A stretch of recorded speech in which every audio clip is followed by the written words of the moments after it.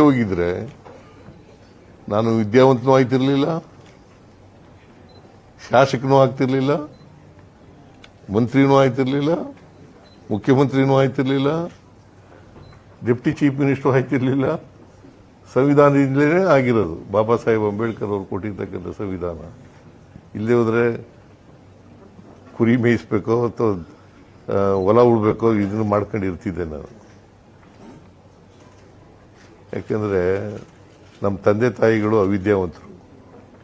ಒಂದು ಬಡ ಕುಟುಂಬದಿಂದ ಬಂದು ಕರ್ನಾಟಕದ ಸಿಎಂ ಆಗಿ 15 ಬಾರಿ ಬಜೆಟ್ ಮಂಡನೆ ಮಾಡಿ ಕರ್ನಾಟಕದ ಪ್ರತಿಯೊಬ್ಬ ವ್ಯಕ್ತಿನೂ ಹಸಿವಿನಿಂದ ಮಲಗಬಾರ್ದು ಅಂತೇಳಿ ಅನ್ನಭಾಗ್ಯ ಇಂದಿರಾ ಕ್ಯಾಂಟೀನ್ ಯೋಜನೆ ತಗೊಂಬಂದ್ರು. ಇನ್ನು ಮನೆ ಹೆಣ್ಮಕ್ಳ ಖರ್ಚಿಗಂತ ಗೃಹಲಕ್ಷ್ಮಿ ಯೋಜನೆ, ಮನೆ ಹೆಣ್ಮಕ್ಳು ಹೊರಗಿನ ಪ್ರಪಂಚ ನೋಡಂತ ಶಕ್ತಿ ಯೋಜನೆ, ಮನೆ ಒಂದು ಕತ್ತಲಾಗಿರಬಾರ್ದಂತ ಗೃಹ ಜ್ಯೋತಿ ಯೋಜನೆ, ಇನ್ನು ಬಡವ್ರ ಮಕ್ಕಳ ಕಷ್ಟ ಕಾಲಕ್ಕೆ ಹೆಲ್ಪ್ ಆಗ್ಲಂತೇಳಿ ಯುವ ನಿಧಿ ಹಾಗೂ ವಿದ್ಯಾಶ್ರೀ, ಇನ್ನು ರೈತರಿಗೆ ಸಹಾಯ ಆಗಲಂತೇಳಿ ಕೃಷಿ ಭಾಗ್ಯ ಅಂತ ಅನೇಕ ಯೋಜನೆಗಳು ತಗೊಂಬಂದಂತ ಬಡವರ ಧೀಮಂತ ನಾಯಕ ಸಿಎಂ ಸಿದ್ದರಾಮಯ್ಯನವರು ಸಿಎಂ ಕುರ್ಚಿ ಬಿಟ್ಟು ಇವತ್ತು ತೆಳಗಿಳಿಬಹುದು. ಆದ್ರ ಪ್ರತಿಯೊಬ್ಬ ಕನ್ನಡಿಗನ ಹೃದಯದಾಗ ಅವ್ರು ಶಾಶ್ವತವಾಗಿ ಸಿಎಂ ಆಗಿರ್ತಾರ. ಇಂಥ ವ್ಯಕ್ತಿಗೆ ಎಷ್ಟೋ ಜನ ಬೈತಾರ, ಸರ್ಕಾರನ ಸಾಲ ಸುಳ್ಳಿಗೆ ಹಾಕಿದ್ರು ಜನರುಗಳಿಗೆ ಯೋಜನೆ ಕೊಟ್ಟು ದಿಕ್ ತಪ್ಸಿದ್ರಂತ. ಪಾಪ ಅವ್ರಿಗೆ ಮರ್ತೋಗಿರ್ಬೇಕು, ಇವ್ರು ಕೊಟ್ಟಿರೋ ಯೋಜನೆಗಳಿಂದನೇ ಅನ್ನ ತಿನ್ನ ಕುಂತಾರಂತ.